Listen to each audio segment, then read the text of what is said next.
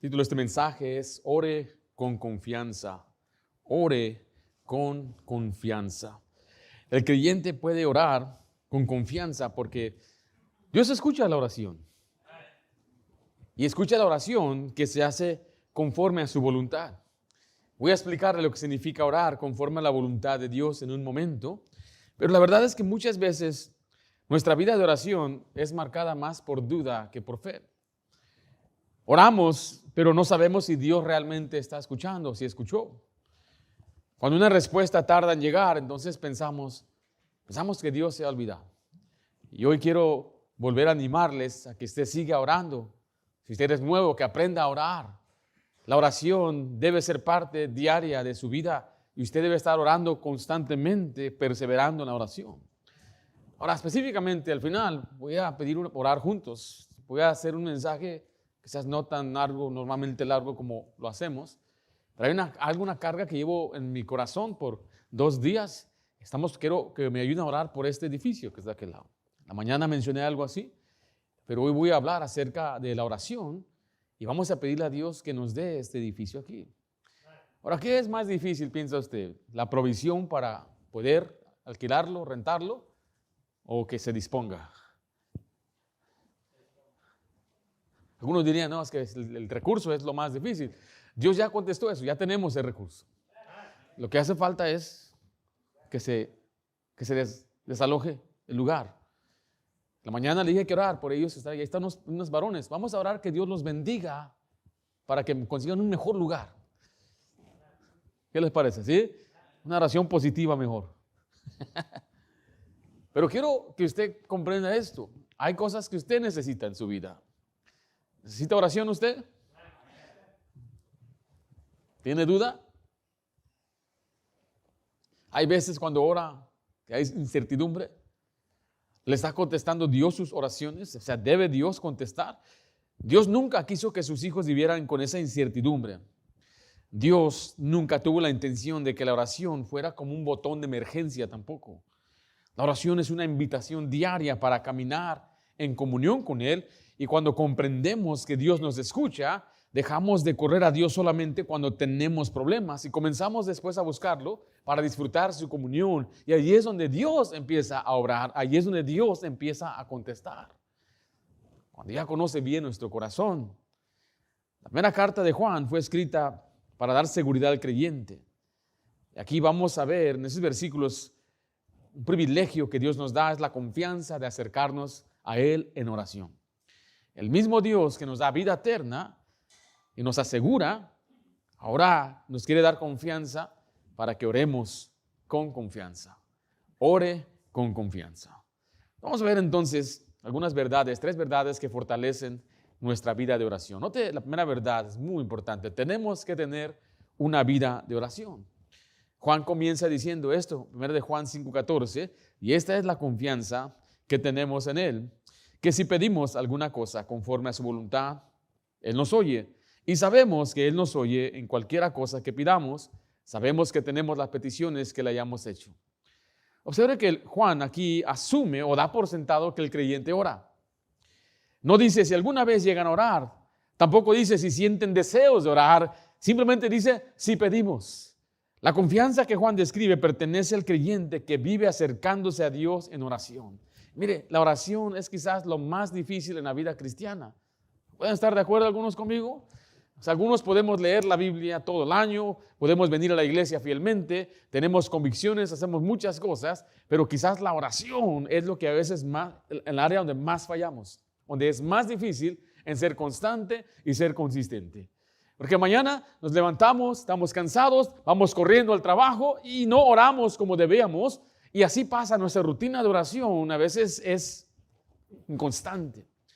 Pero Dios espera que sus hijos oren continuamente. Vamos a ver algunos pasajes, acompáñenme a Lucas 18, versículo 1. Todos esos versos que le voy a mostrar son pasajes, yo diría, clásicos de la oración. Cada creyente debería memorizárselos, conocerlos, las promesas de la oración.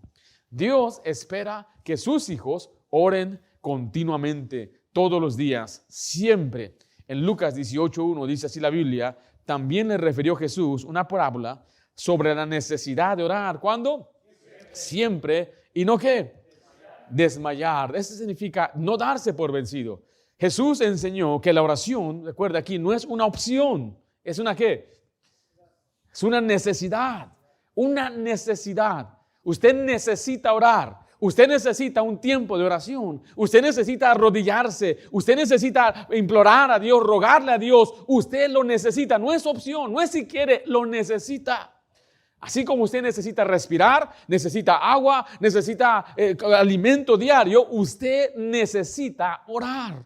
Una necesidad es algo indispensable por el cual usted no puede vivir o sobrevivir. Necesita orar, necesita entender esto. Es una necesidad. Si usted dice, no me gusta orar, ¿qué debe hacer? Pero no me gusta.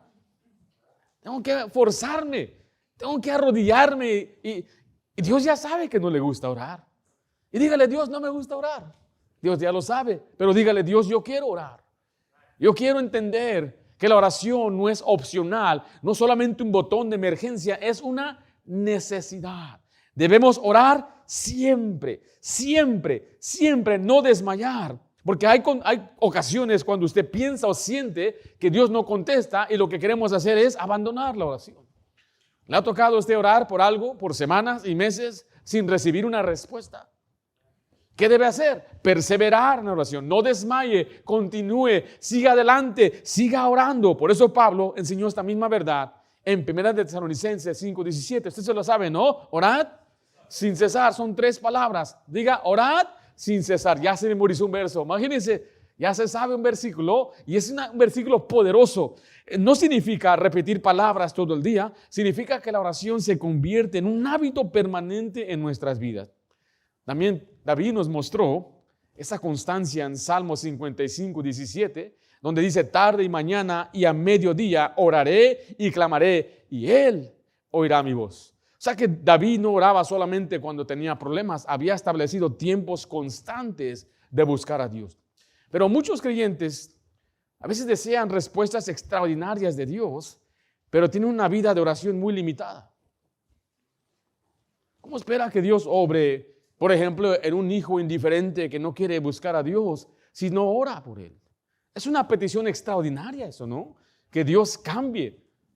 ¿Usted recuerda a alguien en la Biblia que fue transformado así de un instante porque alguien oró toda la noche? Ya le di bastantes claves aquí. La pasó luchando con el ángel de Jehová. ¿Quién es? Jacob. ¿Por qué oró Jacob toda la noche? Que venía su hermano con 400 hombres para matarlo. Y él dice en la Biblia que luchó con el ángel de Jehová hasta que rayaba el sol. Una noche entera orando. ¿Usted ha orado una noche entera? ¿Ha orado usted desde las 9 hasta que raya el sol, a que se está levantando el sol? ¿Cómo esperamos que Dios haga algo extraordinario si nuestra misma oración limita el poder de Dios? Porque no oramos, ni siquiera podemos decir, oro en la mañana y en la tarde. Quizás ni siquiera ora, no pasa tiempo ni 5 minutos y piensa como un religioso, ya oré la oración de 5 minutos y voy por mi camino. Por eso le quiero retar, mi querido hermano, que usted debe entender que una respuesta extraordinaria de Dios requiere a un cristiano que ore con constancia, que sea perseverante. No podemos esperar que Dios obre si nosotros no oramos con fervor. Es una necesidad. ¿Una qué? Necesidad. No estoy hablando de sus necesidades, estoy hablando de que usted necesita orar. Necesitamos orar. Mire, y Jesucristo es nuestro mayor ejemplo. Note lo que dice Marcos 1:35. Si alguien hubiera pensado que no necesitaba orar, podríamos decir Jesús no necesitaba orar, porque Él es Dios mismo, ¿no? Sin embargo, durante todo su ministerio encontramos a Jesús buscando constantemente la comunión con el Padre. O sea, si el Hijo de Dios consideró indispensable la oración, ¿cuánto más nosotros? En Marcos 1:35 dice, levantándose muy de mañana, siendo aún, ¿qué? Muy oscuro, salió y se fue a un lugar desierto y ahí oraba.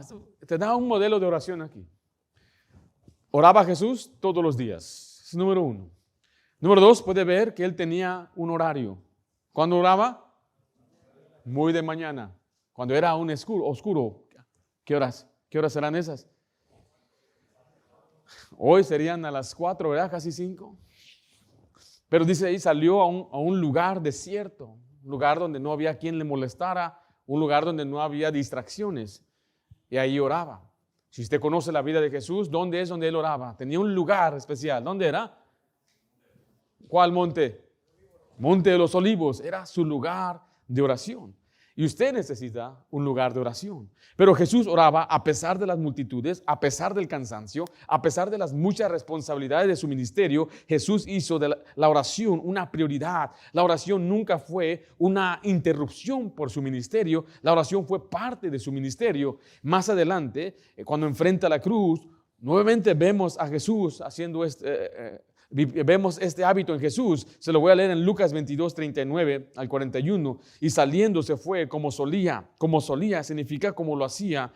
No era una reacción, sino una costumbre, al monte de los Olivos. Y sus discípulos también le siguieron. Cuando llegó a aquel lugar, les dijo: orad, que no entréis en tentación. Y él se apartó de ellos a distancia como de un tiro de piedra, y puesto de rodillas, oró. Era una costumbre, un hábito que él tenía. Pero muchos creyentes quieren tener el poder de Cristo, pero pocos quieren seguir el ejemplo de Cristo. Nunca tendremos una vida de oración fuerte si esperamos sentir deseos para orar, porque no lo sentimos a veces. Deseos de comer, sí, eso no hay problema. Uno está pensando en dónde vamos a comer. Acaba de comer hace unas horas y ya está pensando, ahora dónde vamos a comer. Esos deseos son de la carne. Orar es un deseo del Espíritu. Entonces tenemos que ponernos ¿por qué no queremos orar? Mire, si usted es como yo, es difícil levantarse temprano porque ¿qué nos gana? Pues el sueño. Usted no quiere dejar esas cobijitas y se siente más rico la cobija, no, cuando tiene que levantarse. Pero tiene que hacerlo. Tiene que decirle a su cuerpo: levántate, Ayala. No, te toca a ti, Ayala, y no quieres. Y es una lucha interna, pero usted tiene que ponerse a orar. Y sería bueno que oraran como pareja. Si tiene su esposa, su esposo, oren juntos. Dígale: mi amor, vamos a orar. Y usted mira a su esposo y diga: vamos a orar. Oremos juntos. Y eso es lo que pueden hacer. Oren individualmente los dos. Cada quien ore en su corazón delante de Dios. Ya después de que terminan un tiempo, vamos a decir 10, 15 minutos orando solos, pueden ya orar en voz alta y empezar a orar unos por otros y por la familia. Es una buena manera de empezar su día, es orando juntos, especialmente como pareja. Alguien dijo: una familia que ora junta, se permanece junta esa familia. Y es importante que nos demos cuenta que nunca tendremos una vida de oración fuerte si esperemos sentir. Porque la oración madura no depende del estado de ánimo, depende de una decisión diaria. Yo decido orar, yo planeo mi vida de oración. Mañana me voy a levantar y lo primero que voy a hacer es orar. Primerito, antes que cualquier cosa pase, antes, pero me da las ganas de comer. Mire, si tiene tanto, llévase una fruta y ore mientras esté orando, pero ore al Señor. Si usted es aquellos que empiezan a orar y mientras oran se duermen, entonces ore de pie, ore sentado. ¿O le ha pasado que usted empieza a orar? Yo he estado orando con algunos y estamos de rodilla, después ya le duelen las rodillas y los veo hasta acostados ya después. Estaba orando en una conferencia que fuimos y me compartí un cuarto con otro siervo de Dios. Yo me acuerdo que él agarró su cobija, se acomodó, se sentó, parecía un Buda, y así se sentó. Y después oía, y según él estaba orando. Le dije: hermano, ¿qué pasa? Dijo: así oro yo. Wow, tú oras roncando también, qué tremenda bendición. Entonces, ¿qué hago, pastor? Si ese es su caso, pues haga algo, que despiértese, camine unos 5 minutos, tome un vaso de agua, ese es un baño frío, bien frío, que lo va a despertar. Pero usted necesita orar. No deje que el cuerpo le gane, no deje que el sueño le gane, no deje que la desidia le gane. Usted necesita orar. Jesús es nuestro mayor ejemplo de oración. Y si creemos que Dios obre, Jesús mismo dijo que los discípulos de Él harían mayores obras que Él mismo. Pero para eso tenemos que orar como Jesús oraba. Note entonces, debemos tener una vida de oración. Pero mire, número 2, debemos orar con fe. Debemos orar con fe. Primera de Juan 5:14 al 15. Dice así la Biblia. Y esta es la que. La confianza. Esa es la clave. La confianza habla de fe. Y esta es la confianza que tenemos en Él. Que si pedimos alguna cosa conforme a su voluntad, Él nos oye. Note el 15. Y si sabemos que Él nos oye. Estas dos palabras son la clave de la fe.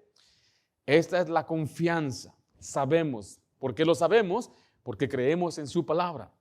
La palabra confianza habla de seguridad, una plena certeza al acercarnos a Dios. Y Juan aquí no está describiendo a un creyente lleno de dudas, sino a un hijo que sabe que puede acercarse a su padre con completa seguridad. ¿Usted, padre, tiene hijos que piden mucho? ¿Cómo le decimos a esos hijos? ¿Pediches? Dicen por ahí. Uno que pide. ¿Tienes un hijo que pide más que otro, hermano Jorge? ¿Sí? No digan nombres nada más. Sí.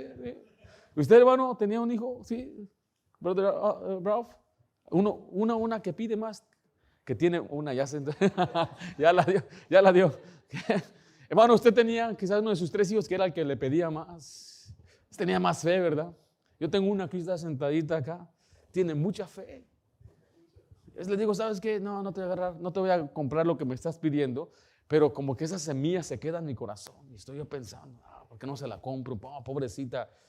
Después se lo consigo. Yo era así, hermano. Yo le pedí a mi papá.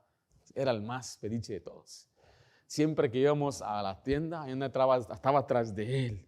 Y cómprame esto, y cómprame esto. Y ahí agarraba un juguete y lo metía en el carrito. No, saca el carrito, saca eso del carrito. Y me lo sacaba. Entonces tenía que cambiar mi táctica. Ahora tenía que llorarle.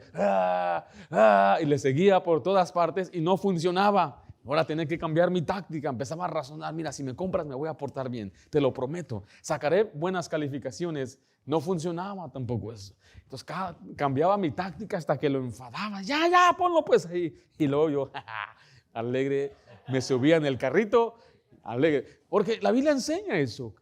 Es la forma en que nos enseña, como una persona que ruega y fastidia a otro, y así es como Dios contesta. Pero eso requiere fe. Nuestra confianza descansa, recuerden, el carácter de Dios. Él es fiel. Nuestro Dios escucha, dice la Biblia, escucha a sus hijos y responde. Pero algo que Dios quiere, que usted tenga fe. Un pasaje muy conocido, Hebreos 4:16, acerquémonos pues confiadamente al trono de la gracia para alcanzar misericordia y hallar gracia para el oportuno socorro. Dios nos invita a acercarnos confiadamente. ¿No tenéis? ¿Por qué? No pedís, hermano. Si usted no pide, Dios no se lo va a dar. Tiene que pedir. Y algunos dicen, ¿por qué en el trabajo no me dan aumento? Porque no lo ha pedido. Algunos sabemos eso. ¿Por qué Dios no me contesta? Porque no lo ha pedido. ¿Pero qué no Dios sabe? Sí, Dios sabe cuáles son sus necesidades, pero la Biblia misma dice que Dios quiere que le pidamos. Yo le quiero pedir a Dios este edificio. ¿Por qué lo necesitamos? Porque es para su gloria de Él.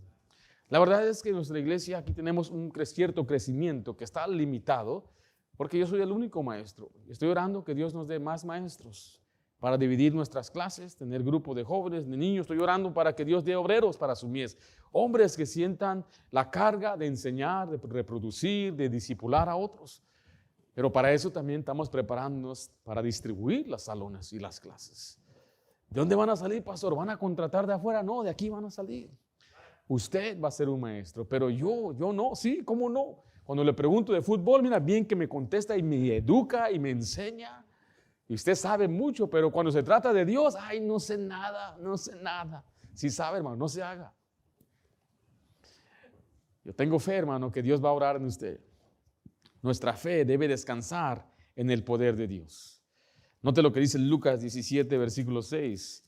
Muchas veces el problema no es que Dios no tenga poder. El problema es que nosotros dudamos de Él.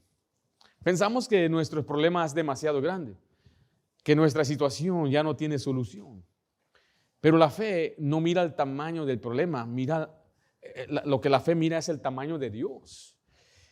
Jesús ilustró esta verdad con una semilla de mostaza. Dice Lucas 17:6. Entonces el Señor dijo, si tuvieseis fe como un grano de mostaza, podrías decir a este sicómoro, desarráigate y plántate en el mar. ¿Y qué va a hacer? Y os obedecería. Jesús no estaba diciendo que necesitamos una fe enorme. Todo lo contrario, un grano de mostaza es algo muy pequeño. Aquí está enfatizando una fe, podemos decirla en un sentido verdadera, genuina, o sea, que confía y cree. Aunque sea pequeña, puesta en un Dios todopoderoso, eso es suficiente. La fuerza no está en nuestra fe, la fuerza está en Dios. ¿Están conmigo, hermanos? Y Jesús usa este ejemplo figurado para enseñar que Dios puede hacer para nosotros lo que parece imposible.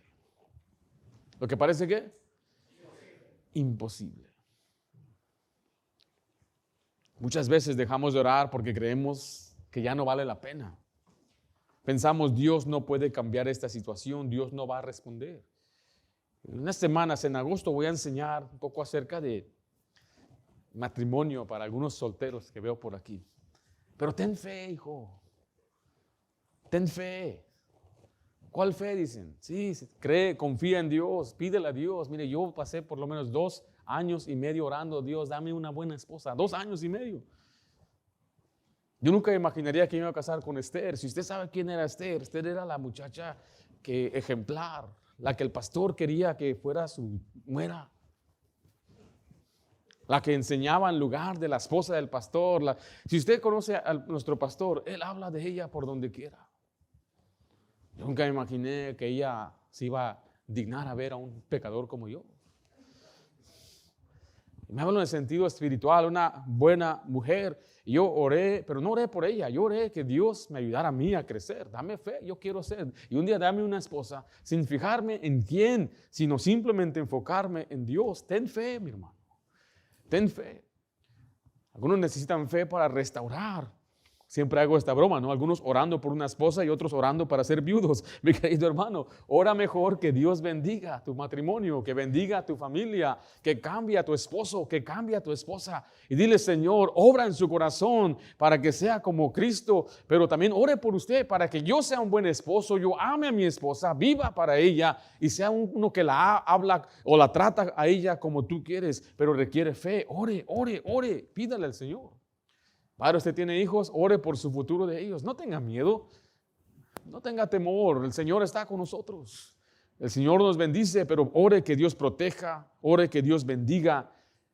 Nuestra fe debe descansar en el poder de Dios. ¿Qué es algo que Dios no puede hacer?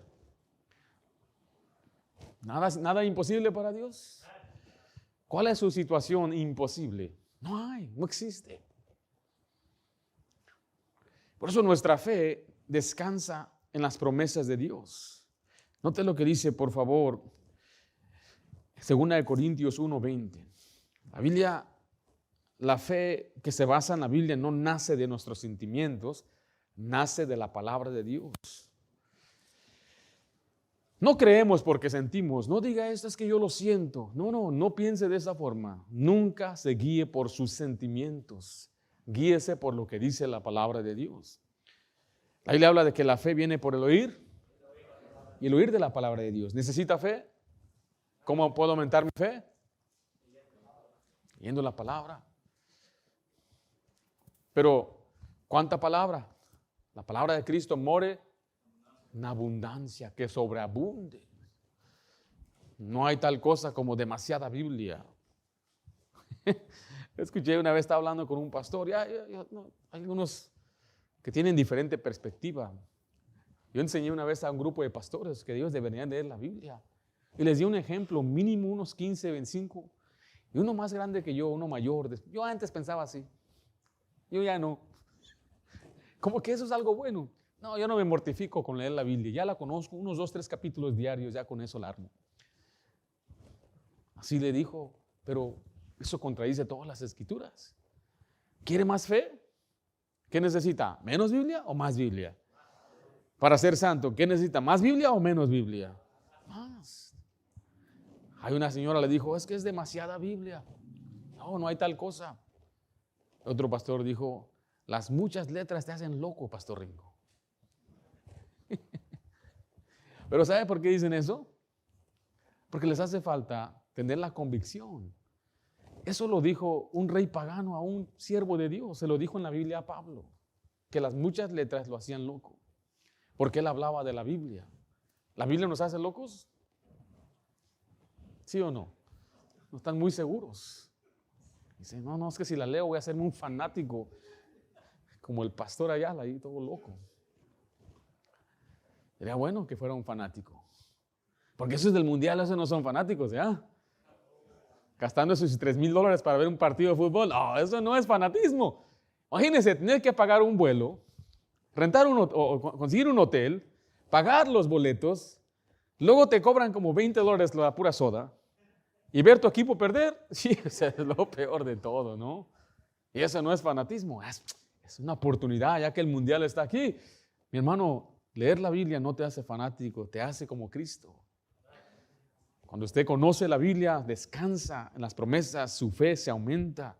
Y en 2 Corintios 1:20 dice así, porque todas las promesas de Dios son en Él que sí, y en Él, amén, por medio de nosotros, para la gloria de Dios. Mire, Dios nunca ha faltado en una sola promesa. Uno de los pasajes favoritos de Josué, donde dice la Biblia que todo lo que Dios dijo se cumplió. Todo lo que Dios había prometido, Dios lo hizo. Dios cumple sus promesas. Y así es por eso que podemos descansar en Él. En Hebreos 11:6 dice, pero sin fe es imposible agradar a Dios, porque es necesario que el que se acerca a Dios crea que le hay y que es galardonador de los que le buscan. La fe reconoce aquí dos verdades. Primeramente, que Dios existe. Segundo, que Dios recompensa a aquellos que le buscan. Por eso Santiago nos exhorta, pero pida con fe, no dudando nada. Porque el que duda es semejante a la onda del mar, que es arrastrada por el viento y echada de una parte a otra. Dios desea que acudamos a Él con un corazón que confía en sus promesas. ¿Y cuáles son esas promesas? ¿Cuáles son las promesas de Dios? No necesitamos fe para eso, ya las tenemos, ya creímos, ya nos las dio. Estamos hablando de promesas de la vida diaria, para aclarar.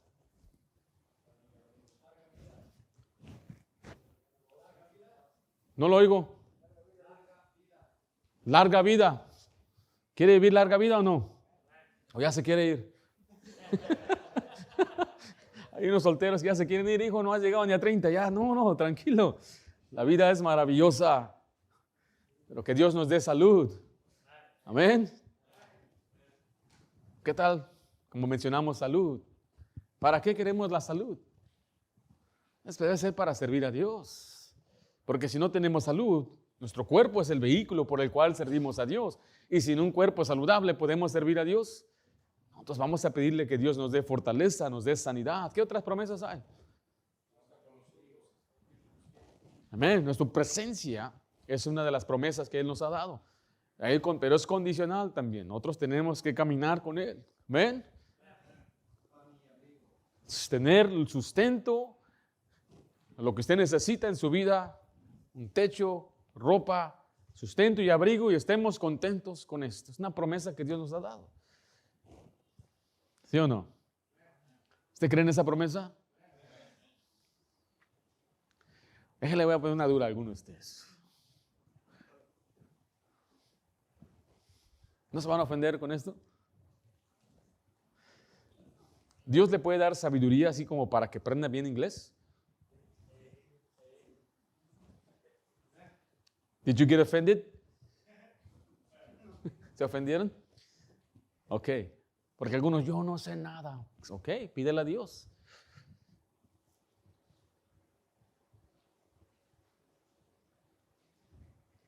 ¿Sí me estoy explicando o no? ¿Le puede dar Dios un cerebro más que trabaje mejor o no? Es que dicen algunos, no, yo no sirvo para nada, pastor. Digo, no, hermano, no piense así. Confía en las promesas de Dios. Si vamos a hablar así abiertamente, en verdad, no somos nada sin Cristo, no somos nada sin Dios. Y aquellos que dicen, es por mi inteligencia, eso ya es soberbia y es orgullo. Porque Dios nos da la inteligencia. Dios nos da las oportunidades. Y usted dice, yo no puedo, yo no sé, entonces pídele a Dios ayuda, Señor, yo necesito ayuda para tomar ciertos exámenes o pruebas o poder conseguir licencias. Y eso Dios le va a ayudar. Mire, yo no comprendo, mi hermano, usted vive en el condado más rico de California. Dios puede bendecirlo a usted grandemente. Lo que necesita es confianza de Dios. Yo trabajé por años pintando. Un pintor gana bien. ¿Pero sabe por qué siempre, a veces, hermano, no ganas bien? Le ganó la risa, hermano. Pero mire, yo no me refiero al pintor ayudante, me refiero al que contrata. Ya cambió, digo, entonces así, sí. Porque pintar usted sabe. ¿Quién no sabe nada de pintura? Levante su mano, ¿quién no sabe nada de pintura? No sabe nada, entonces no sabe qué es cortar. En pintar hay cortar. ¿Verdad, hermano? ¿Qué es cortar? Hacer la línea así, ¿no? No poner tape, ese no es de pintor. El pintor verdadero, mira. ¿Le puede dar Dios sabiduría para ser un buen pintor? Mire, le digo, y esto le digo para que usted se anime. Conseguíamos unos contratos y de repente, ¿sabes qué? Se lo dimos a este. Y cuando veamos quién era un asiático quien hablaba bien en inglés. Pero yo digo, ¿por qué ellos tienen más valor que muchos de los hispanos? Se quedaron bien callados, mis hermanos. ¿Por qué le tiene miedo usted a ir y a decir, yo sé pintar, hi, my name is, y está bien, pero poco a poco. My name is Rafael and I'm here to help you. Pero pronto mira, my name is Rafael. Wow. Rafael Hernández. Usted puede. Ora a Dios. No sea siempre, y no estoy diciendo que es malo, pero no siempre sea usted trate de salir, pero ¿cómo le voy a hacer? Bueno, ahí está el detalle. Tiene que salir de su zona de confort y decir, ¿sabes qué? Voy a tener que tocar puertas, voy a hablar a este cliente, voy a ir a pasar mis tarjetas, algo tengo que hacer. Con un contrato que sabe que, mire, en un día gana más de lo que ganaban 3 semanas para su patrón. Yo no comprendo, hermano, ¿por qué no hace eso? No lo entiendo. Necesita que Dios le ayude.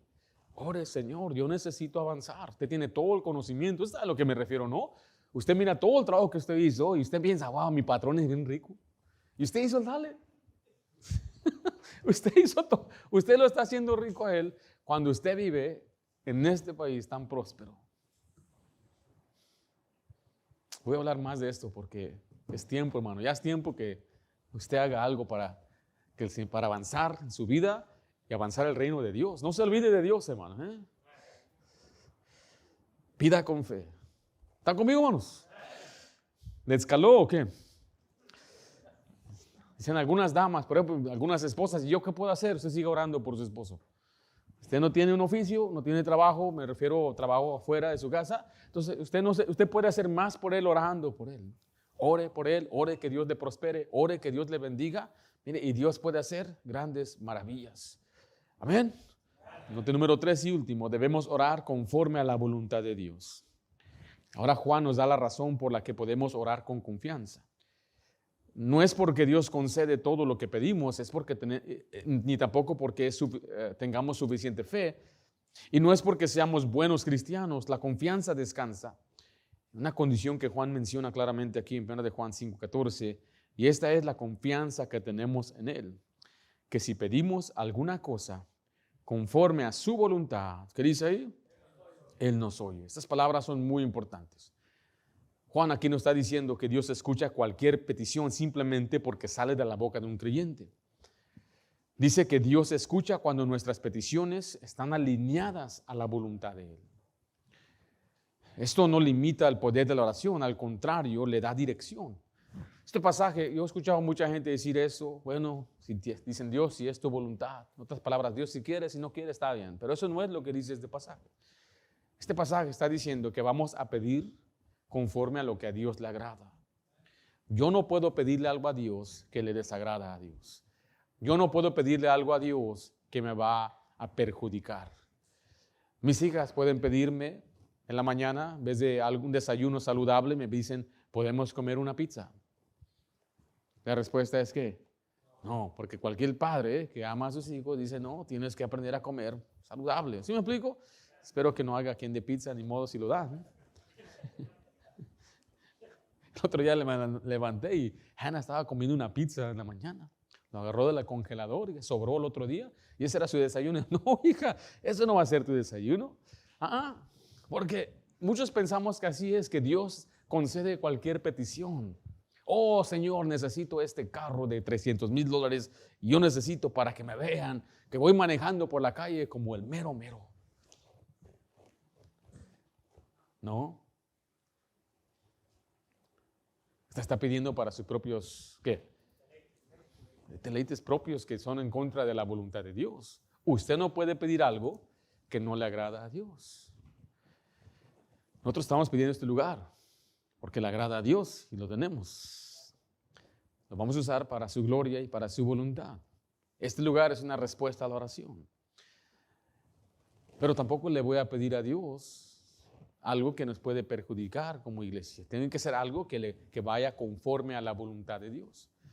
Porque mire, permanecer en su palabra transforma nuestras peticiones. Así es como usted sabe cómo usted va a pedir bien si usted está pidiendo conforme a lo que a Dios le agrada. Y hay varios pasajes que podemos leer, pero en Romanos 12:2 dice, no os conforméis a este siglo, sino transformaos por medio de la renovación de vuestro entendimiento, para que comprobéis cuál sea la buena voluntad de Dios, agradable y perfecta. Este pasaje nos indica que nuestra mente debe renovarse. Cuando su mente se renueva, cambia sus valores, su forma de pensar, entonces cambian sus peticiones. Cambia la forma que usted ora. Y nuestro motivo debe buscar la gloria de Dios. Recuerde, todo lo que hagamos es para que Dios sea glorificado. En Santiago 4:3 dice, si pedís y no recibís porque pedís mal, para gastar en vuestros deleites. 1 Corintios 10:31 dice, si pues coméis o bebéis o hacéis otra cosa, hacedlo para la gloria de Dios. Pero noten su Biblia, en 1 Juan 3:22.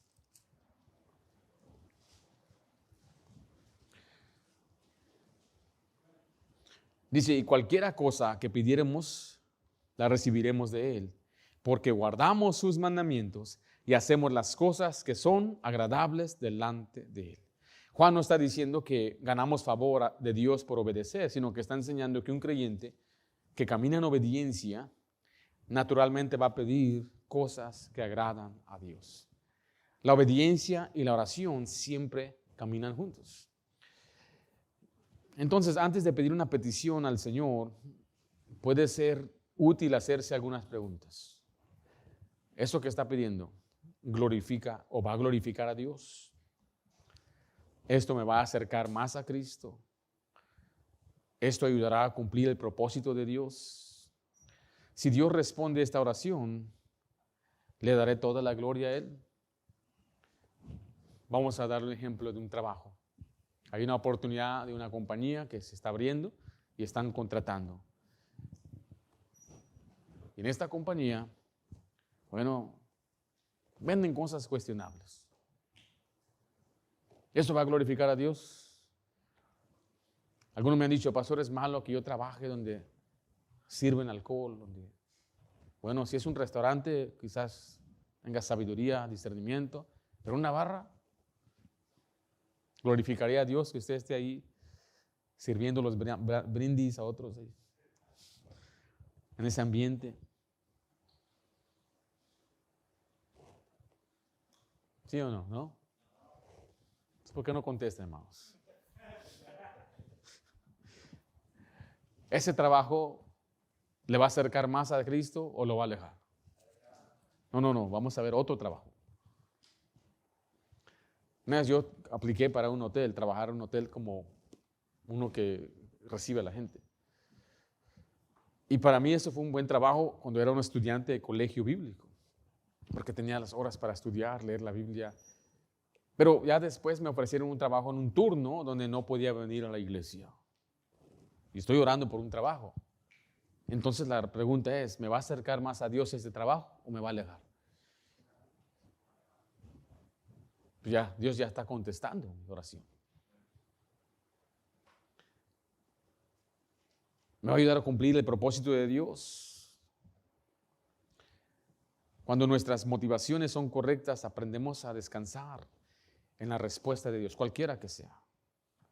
La confianza en la oración no consiste en lograr que Dios haga nuestra voluntad. Recuerde, consiste en descansar sabiendo que Dios siempre hará lo que es mejor en su perfecta voluntad. Que yo no lo entienda, aunque yo no lo pueda ver. Pero yo confío en Dios. Y así es como usted puede orar, ¿con qué?